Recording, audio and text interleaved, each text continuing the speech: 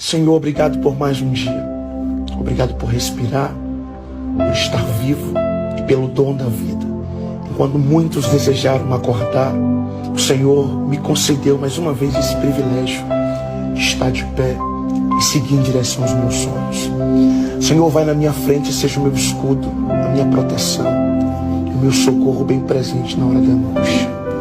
Quebra todas as barreiras, as armadilhas do inimigo e me faz chegar no lugar do meu propósito. Que nada venha abalar a minha fé. Continue acreditando nas suas promessas e seguindo em direção a ela. Abre a minha visão para que eu possa enxergar os lugares que eu preciso permanecer e os lugares que eu preciso sair. Senhor, não permita que eu insista em coisas que não são minhas, mas permita a minha insistência nas suas promessas, nos seus propósitos, em tudo aquilo que o Senhor escreveu para a minha vida. É o que eu te peço, em nome de Jesus.